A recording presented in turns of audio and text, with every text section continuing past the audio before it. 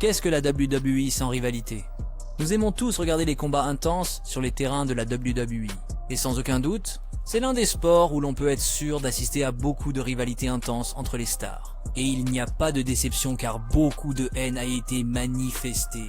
Avec autant de drame et de gloire, ça ne manque pas de faire le buzz dans les médias.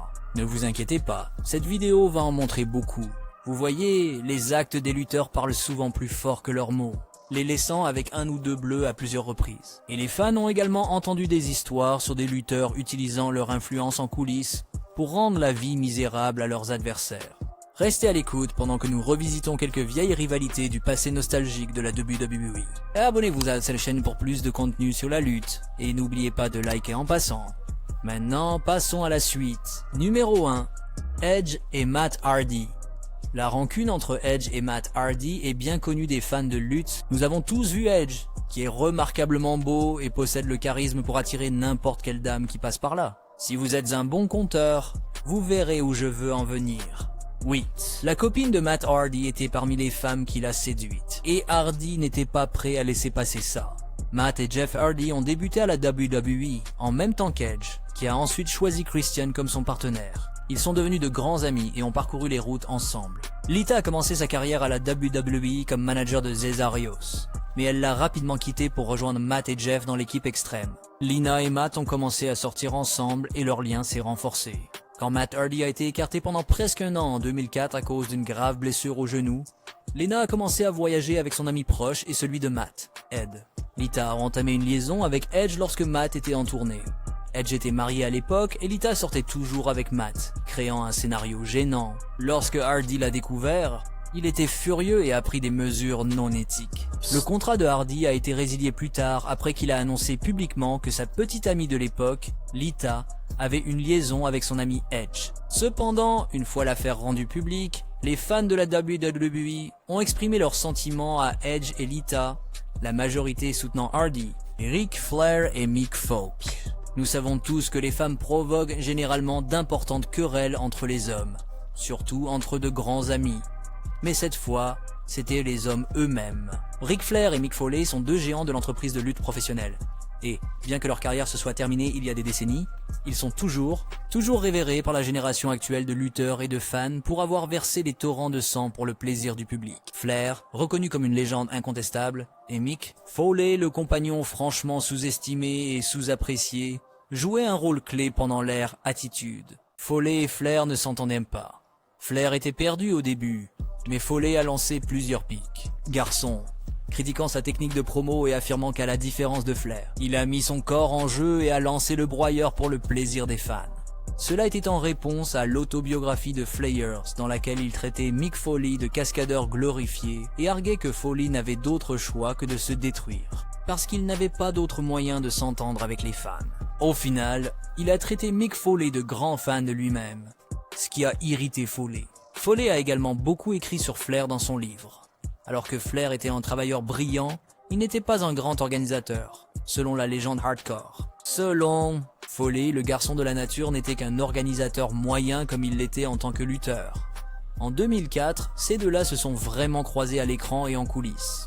Lors d'un tournage de Raw en décembre de la même année, Foley et Flair se sont croisés et la situation a rapidement dégénéré. Heureusement, pas trop loin. Flair a tendu sa main pour une poignée de main au début. Mais quand Foley a clairement indiqué qu'il ne voulait pas lui serrer la main, Flair a transformé la même main en poing. Et se sont vigoureusement battus. Des personnes des alentours sont intervenues pour les séparer, mais ils ont continué à se déchaîner l'un contre l'autre. 2 ans plus tard, ces deux-là se sont sérieusement affrontés à l'écran, l'intrigue étant centrée sur une rivalité domestique. Le conflit a commencé quand Ric Flair a de nouveau traité Foley d'homme cascade glorifié, et a répondu pleinement en traitant Flair de déchet fini, qui n'est devenu célèbre dans le monde de la lutte que parce qu'il avait des amis aux bons endroits. Les deux se sont d'abord affrontés dans un match 2 sur 3 chutes à Vengeance 2006, mais le combat Iqui à SummerSlam était le véritable apogée de leur querelle. La rencontre était extrêmement dure, aggravée par le fait que Flair luttait à la fin de la cinquantaine. C'était comme voir 2 grands-pères se battre. Même Zlatan serait surpris. Flair a continué après avoir fait vivre un enfer à Foley, avec des punaises et du fil barbelé, et Foley a été forcé de prononcer ce duo de mots, donnant la victoire à Flair. C'était la conclusion de leur rivalité sous la bannière WWE. Mais ils ont eu un autre combat dans la TNA en 2010. Quelle rivalité entre les deux légendes, et il est connu qu'ils ont finalement enterré la hache de guerre. Eh bien, ces hommes n'étaient pas les seuls dramatiques. 3. Seth Rollins et Matt Riddle. Là où il y a un débat ou une querelle, un homme ne peut être ignoré. Matt Riddle, the Lone Bro Man. Il est en fait fou. Riddle s'est toujours retrouvé dans des maux de tête ou des combats avec d'autres stars de la WWE. Et cette fois, il s'est retrouvé dans un scénario similaire avec l'une de ses gigantesques stars collègues de la WWE. Seth Rollins. Sans même faire d'effort. Les dames sont probablement douées pour faire en sorte que les hommes se jettent les uns sur les autres. Et cette fois-ci, il n'a pas fait exception. Lisa, la femme de Riddle à l'époque, a fait des remarques sévères sur Becky Lynch. Probablement une des meilleures catcheuses du ring, dans un post Instagram. Elle a pointé du doigt Lynch en disant qu'elle en avait marre des divas étant à la fois maigres et grasses. Bien que son message ait été déguisé dans une tentative d'exprimer cela avec de bonnes intentions, cela a été perçu comme une attaque personnelle inutile. Naturellement, Rollins avait un problème avec cela. Rick a un problème avec presque tout. C'est pourquoi nous l'aimons. La mauvaise entente entre eux est devenue plus forte, surtout du côté de Rollins, qui a répété dans des interviews qu'il ne travaillerait jamais avec Riddle. À ce moment-là, les fans de WWE pouvaient sentir l'intensité entre eux et l'anticipation du Royal Rumble 2020, qui aurait lieu pendant cette période. Nous nous attendions à les voir échanger des coups. Malheureusement, Riddle a été sorti du ring avant que Rollins puisse rejoindre la fête, et Rollins s'est incliné presque immédiatement sans rien accomplir. Numéro 4. AJ Lee sur le bulletin. Nous avons beaucoup parlé des hommes. Passons donc à nos dames. Ces divas qui illuminent la scène du catch tout comme les hommes.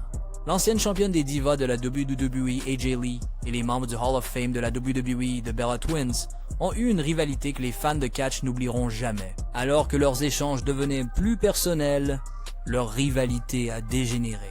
AJ était connue pour sa langue acérée et son esprit, et elle n'hésitait pas à s'exprimer. Malheureusement, les Bella Twins rejoignent ses victimes. Elle a blâmé les jumelles pour avoir compté sur leur apparence plutôt que sur leur capacité sur le ring. Pour aggraver les choses, un télé-réalité appelé Total Divas a commencé en 2013 avec les Bella Twins comme membres principaux du casting. Cela a intensifié la querelle car AJ a publiquement exprimé son dégoût pour l'événement et a critiqué les Bella pour avoir privilégié la célébrité et la popularité sur les talents de lutte. Je ne suis pas sûr qu'elle exagérait. Peut-être qu'il aurait été préférable qu'elle s'occupe de ses affaires. Les insultes d'AJ n'ont pas été prises à la légère par les Bella Twins. Elles ont lancé des contre-attaques à l'intérieur et à l'extérieur du ring pour prouver leur valeur. Prouver leur valeur et montrer à AJ qu'elles étaient plus que de jolis visages. Eh bien, tant qu'elles sont jolies, pas de problème, n'est-ce pas? AJ Lee a même lancé une promo désagréable contre lui. Prétendre que le talent n'est pas transmis sexuellement. Une pique aux ados pour leur relation intermittente avec John Cena et Bryan Danielson à l'époque. La rivalité de AJ avec les Bella Twins a débordé dans le ring à de nombreuses reprises. AJ était souvent en infériorité numérique car Nikki et Brie utilisaient la magie des jumelles, échangeant leur place pour obtenir un avantage injuste. Les fans de WWE étaient principalement en faveur de AJ Lee, scandant « Tu peux lutter !» ridiculisant les belles jumelles à chaque fois qu'elles apparaissaient sur scène. Les tensions entre elles restaient élevées pendant leur temps à la WWE. Cependant, elles ont peut-être diminué après la retraite d'AJ Lee en 2015. Sinon, les rues devraient se méfier car ces filles peuvent voler partout. Et je veux dire n'importe où. Numéro 5. Batista et Booker T. Parler de se battre partout, ça peut être facile. Mais gagner partout peut être difficile. Il vaut donc mieux trouver des personnes que vous savez pouvoir battre, ou au moins intimider. Ce n'était cependant pas le cas pour Booker T. Il était imposant, c'est sûr, mais il était contre Batista et le méprisait. Laissez-moi répéter cela. Batista a apparemment irrité de nombreux collègues, ce qui a entraîné une bagarre en coulisses avec Booker T. En coulisses, les deux se seraient affrontés, beaucoup affirmant que l'ancien champion de la WCW avait pris le dessus. Selon Booker T, il avait des problèmes avec lui depuis longtemps et est allé lui dire que, même s'il ne l'aimait pas, il devrait rester professionnel dans l'arène. Il a ensuite averti Batista qu'il devrait faire face à ses poings s'il le croisait à nouveau. Il a en outre affirmé que Batista les méprisait car il était généralement bruyant. Batista, quant à lui, a nié être excessivement pompeux et a déclaré qu'il n'avait jamais manqué de respect à ses autres lutteurs de la WWE. Il a confirmé ce que Booker T affirmait au sujet de l'entité qui couvait depuis longtemps. Quoi qu'il en soit, ces deux-là se sont disputés et selon les sources, Rey Mysterio a tenté de calmer les choses, mais sans succès. On sait tous que Rey est costaud, mais regardez ces deux-là, ils l'écraseraient, sûrement. Booker T fut celui qui défia Batista, ce qui déclencha une bagarre. La croyance populaire était que Booker T avait gagné. Dans l'interview mentionnée, Booker T a choisi de ne pas commenter ce qui s'est réellement passé, bien qu'il ait laissé entendre qu'il a battu Batista, comme le croit la majorité. Mais Fit Finlay, témoin de la scène, avait un point de vue différent. Il a déclaré sans équivoque que Dave avait gagné. Et là, je suis d'accord avec Finlay. Impossible que Booker T ait mis Hulk au sol. Il avait un œil au beurre noir après. Tu te souviens ? Batista, en revanche, était prêt pour un autre combat et a déclaré qu'il était prêt à y aller à nouveau pour régler l'affaire. Heureusement, leur querelle a été réglée. Surtout que Hulk a été calmé. Merci d'avoir regardé cette vidéo. Lequel de ces conflits vous reste le plus en mémoire ? Laissez un commentaire pour que les autres puissent voir. Nous allons publier du nouveau contenu, alors pourquoi ne pas vous abonner et activer la cloche de notification ? À bientôt.